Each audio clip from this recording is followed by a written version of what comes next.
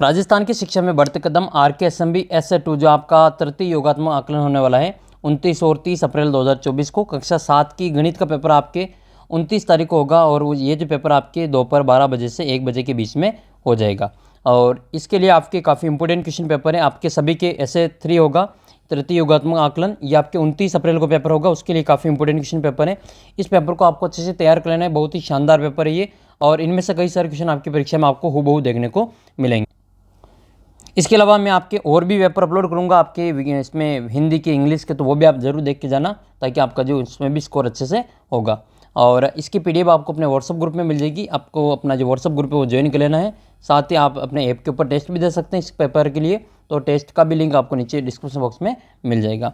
तो 29 अप्रैल को जो आपके पेपर होगा उसके लिए काफ़ी इंपॉर्टेंट क्वेश्चन पेपर है। इसका पहला प्रश्न देख लेते हैं आपके ये यहाँ पर आपको अपना नाम लिखना है, यहाँ पे अपने रोल नंबर लिखना है। ये क्लास 7 की गणित का पेपर है, ठीक है। तो पहला प्रश्न इस प्रकार से है कि ये संख्या दे रखी है 9878 में सैकड़े को दहाई और हज़ार को इकाई में बदलने पर नई संख्या क्या होगी वो बतानी। तो इसमें आपको सैकड़े को तो बदलना है दहाई में और हज़ार को बदलना है इकाई में। तो ये जो संख्या दे रखी है इसको हम लिख लेते हैं 9878। इसमें इकाई, दहाई, सैकड़ा, हज़ार है, तो हज़ार को किस में बदलना है? इकाई में। इनकी ये तो चला जाएगा यहाँ पे और ये चला जाएगा आपके यहाँ पे, तो एक तो ये चेंज हो जाएगा। फिर आपके सैकड़े को बदलना है दहाई में, यानी कि ये आ जाएगा आपके यहाँ पे और 7 आ जाएंगे सैकड़े के स्थान पे। तो ये आएगा आपके 8 7 8 9। तो हमने इसको सैकड़े को दहाई में बदल दिया और हज़ार को इकाई में बदल दिया, तो फिर हमने संख्या जो प्राप्त की वो क्या प्राप्त हुई? 8789। ये अपना जो करेक्ट आंसर हो जाएगा 8789। आपकी जो ऑप्शन नंबर द में वो दे रखी है, ये इसका करेक्ट आंसर होगा। अगला क्वेश्चन देखते हैं, क्वेश्चन नंबर आपका 2। इसमें दिया गया है, ये अंक दे रखे आपको 5 अंक दे रखे, इनसे बनने वाली 5 अंकों की सबसे बड़ी संख्या बनानी है और फिर से 57 कम करने हैं। तो वो संख्या बतानी है आपको। तो पहले 5 अंकों की सबसे बड़ी संख्या बताओ जो दे रखी है उसके अनुसार। जब भी अंकों की सबसे बड़ी संख्या पूछे तो आपको बड़ा अंक पहले लिखना है। इसमें सबसे बड़ा कौन है? 8 है, तो पहले 8 लिखेंगे, फिर 8 के बाद में 6 लिखेंगे, 6 के बाद में 5 लिखेंगे, 5 के बाद में 3 लिखेंगे और 3 के बाद में 2 लिखेंगे। तो ये इन अंकों से बनने वाली 5 अंकों की सबसे बड़ी संख्या है। इनसे 57 कम, यानी कि इसमें से 57 को घटाना है। माइनस करेंगे तो 12 में से 7 जाएगा तो 5 बचेगा, ठीक है। और फिर आपके यहाँ बचेंगे 2, तो 12 में से 5 जाएंगे तो 7 बचेंगे। यहाँ बचेंगे आपके 4 6 और 8, तो 86,475 इसके उत्तर होंगे। तो 86,475, ये 86,486 है, 86,532 है, 86,589, 86,475 ये दे रखा आपके ऑप्शन नंबर द में। तो इसका उत्तर क्या हो जाएगा? आपके द वाला उत्तर करेक्ट होगा। अगला प्रश्न आपको इसको अनुचित भिन्न में बदलना है। अनुचित भिन्न है, इसको मिश्र भिन्न में बदलना है। तो जब भी इसको मिश्र भिन्न में बदलना हो तो हम क्या करेंगे? पहले भाग देंगे 5 का 24 में, तो 24 में भाग देंगे 5 का, तो भाग चला जाएगा आपके 4 बार, 5 चौक 20 बार, फिर 4 बचेंगे। तो ये जो 4 हैं वो तो आएंगे शेषफल में, ये आएंगे आपके भागफल में, ये आपका भाज्य, तो भाजक। तो इसमें क्या लिखेंगे? 4 सही 4/5। जो बचता है उसको ऊपर लिखते हैं और जिसका भाग देते हैं वो नीचे लिखते हैं, जितनी बार भाग देते हैं उसको यहाँ लिखते हैं। तो 4 सही 4/5 आपके ऑप्शन नंबर ब में दे रखा है, यही अपना करेक्ट आंसर होगा। नेक्स्ट है फिर आपके क्वेश्चन नंबर 4। किन विकल्पों का मान है जो 497 से तो अधिक है लेकिन 529 से कम है? इनसे तो ज़्यादा होना चाहिए 497 से तो, और 527 से कम होना चाहिए। इसको सोल्व करके देखते हैं। तो ये हो जाएगा प्लस माइनस माइनस होगा और उत्तर आएगा इसका माइनस में, तो ये तो होगा नहीं।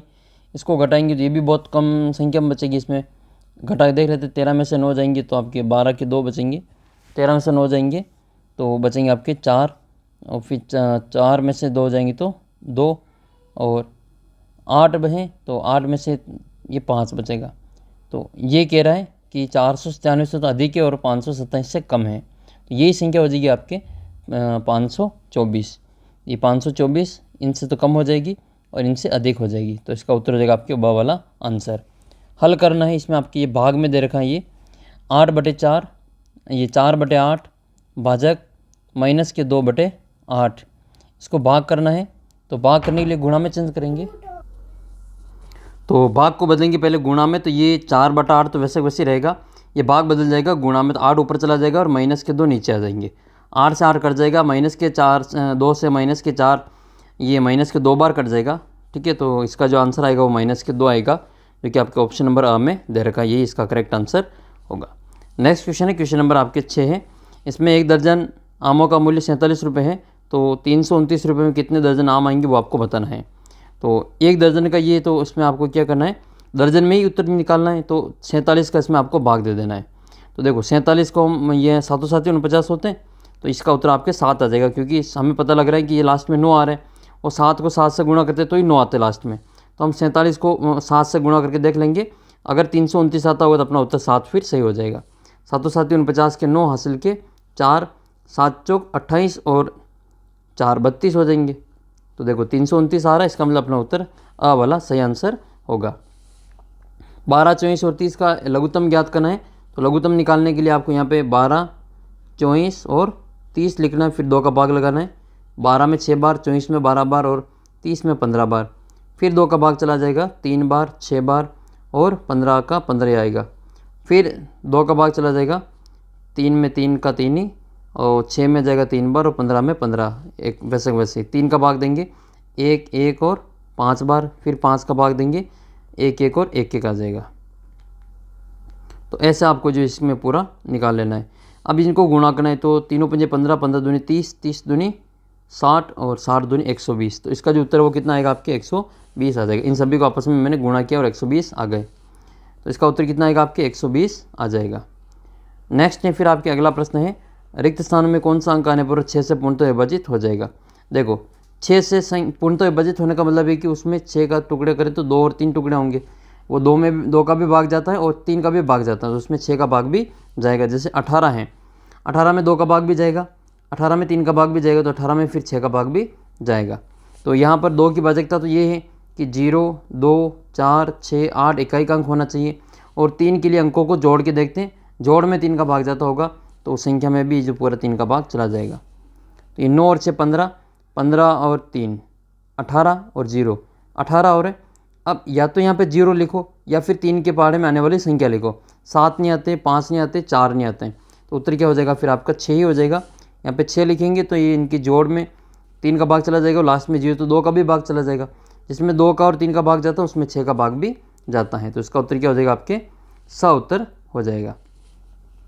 इनमें से दशमलव को बढ़ते क्रम में दर्शाया गया है, तो वो आपका सही विकल्प का चयन करना है कि किसमें जो बढ़ते क्रम में दर्शाया गया है।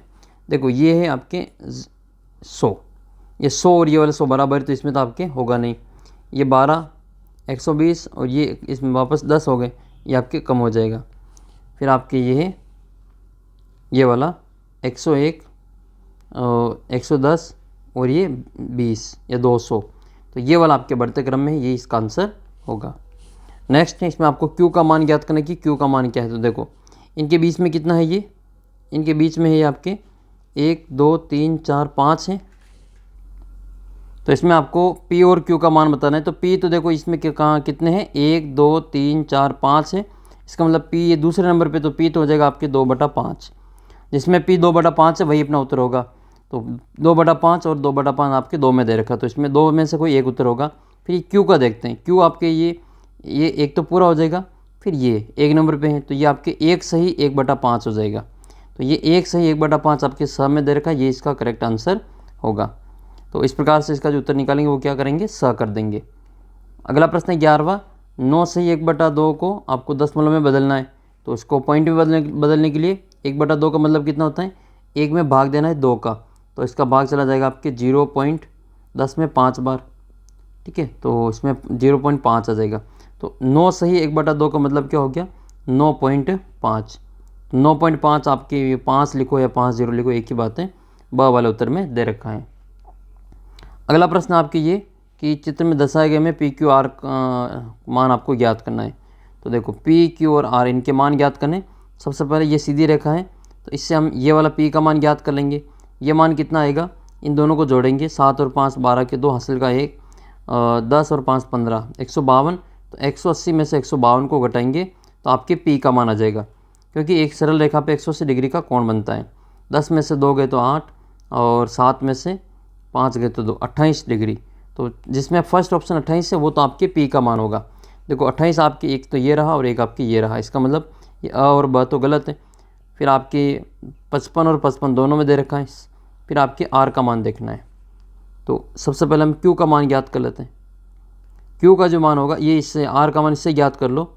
तो ये किससे आ जाएगा, ये इधर आ जाएगा इसमें 55 आर वाला, एक सीधी रखा है ये। तो 180 में से 55 को घटा लेंगे। 10 में से 5 गए तो 5, 7 में से 5 गए तो 2 और 125। तो आर का मान 125 है जो कि स वाले में दे रखा है। बाकी ये तो दोनों सेम ही है। तो आर का मान 125 है तो ये आपके स में ही है, इसका उत्तर आपके स हो जाएगा। नेक्स्ट है, ये दोनों समांतर रेखा हैं। ए और बी समांतर हैं और सी और डी भी समांतर हैं। तो आपको ये कोण बताना है एक्स और वाई जेड का। देखो ये जो कोण है ये 180 डिग्री के बराबर होता है। इन दोनों की जोड़ 180 डिग्री के बराबर होती है। तो 180 में से 47 को कम कर लेंगे। 10 में से 7 गए तो 3 बचेंगे और 7 में से 3 जाएगा, 4 जाएगा तो 3 बचेगा और फिर 1, तो 133 आएगा आपके एक्स का मान। तो जहाँ पे भी एक्स का मान 133 दे रखा वो अपना सही हो जाएगा। 133 देखो स वाले उत्तर में दे रखा, तो यही अपना करेक्ट आंसर होगा। बाकी हम इसमें वाई और जेड का मान भी याद कर सकते हैं। तो इसका जो उत्तर आपकी कितना 133, 47 और 133 हो जाएगा। अगला प्रश्न है, राधा 1:15 पर स्टेशन पहुंची, तभी घोषणा हुई कि ट्रेन ने जो 15:20 पर आएगी। तो बताइए राधा ट्रेन के लिए कितना इंतज़ार करना पड़ेगा। अब देखो 15:20 का मतलब क्या हुआ, देखो 1 बजती इसका मतलब 13 बजते, 2 बजती तो 14 बजते और 3 बजती तो 15 बजते। मतलब वो ये 3 बजकर है जो वो 20 मिनट पे वो ट्रेन आएगी। और वो कितने बजे चली गई, वो चली गई 1:15 पे। मतलब 5 मिनट तो ये इधर ज़्यादा हो रहे हैं, तो 55 मिनट तो ये हो जाएंगे, ये 55 और ये 1 घंटा तो ये ज़्यादा हो रहा है। और इसी प्रकार से ये 2:15 पे 1 घंटा और 3:15 पे 2 घंटा, और तो 2 घंटा और 5 मिनट इसका उत्तर हो जाएगा। तो 2 घंटा और 5 मिनट आपके द वाले उत्तर में दे रखा है। ऐसा ही लास्ट वाला क्वेश्चन है, शुभम अपने 148 रुपये में से 37.50 रुपये की पुस्तक और 16.75 रुपये का रजिस्टर खरीदता है। अब कितने रुपए शुभम के पास शेष बचे। देखो इतने रुपए थे शुरू में और इतने रुपए का उसने दोनों चीज़ें खरीदी, तो दोनों का हम जोड़ कर लेंगे। तो 37.50 और 16.75 इनकी जोड़ करेंगे तो 5, 12 के 2 हासिल का 1, 7, 14 के 4 हासिल का 1, 4 और 1 5, तो 54.25 तो उसने खर्च कर दिया। और उसके पास थे 148, तो पॉइंट के नीचे पॉइंट लगाना पड़ेगा। तो 148 में से 54.525 को घटाएंगे, तो ये 54.25 घटाएंगे तो लास्ट में 75 आएगा। और 75 आपके केवल एक ही ऑप्शन में दे रखा है। तो इसमें 10 में से 5 जाएगा तो 5 बचेगा और 9 में से 2 जाएंगे तो 7 बचेंगे, 7 में से 4 जाएगा तो 3 बचेगा और यहाँ पे 14 में से 5 जाएगा तो 9 बचेगा। तो 93.75 इसका उत्तर होगा। ये 93.75 आपके द वाले उत्तर में दे रखा है। आपके यहाँ पे और भी पेपर्स अपलोड किए जाएंगे, उनको आप अच्छे से तैयार करना। आपके मैथ्स में, आपके इसमें हिंदी में, इंग्लिश में आपके फुल मार्क्स प्राप्त होंगे अगर आप ध्यान से उन वीडियोस को अच्छे से देखेंगे। तो मैं आपके और भी प्रैक्टिस पेपर जो अपलोड किए जा रहे हैं आपके बोर्ड की तरफ से, उनको आपको सॉल्व करवाऊंगा। तो उसके लिए आप चैनल को विशेष सब्सक्राइब करके रखना ताकि आपका कोई भी वीडियो मिस ना हो। और 8वीं बोर्ड की पूरी तैयारी मैं आपको यहाँ पर करवाऊँगा, उसके लिए आप चैनल को चाहे तो विशेष सब्सक्राइब करके रख सकते हैं। मिलेंगे आपको अगले वीडियो में, तब तक जय हिंद, जय भारत। चैनल को सब्सक्राइब कर लेना, ऐप को डाउनलोड कर लेना और अपने व्हाट्सएप ग्रुप को ज्वाइन कर लेना।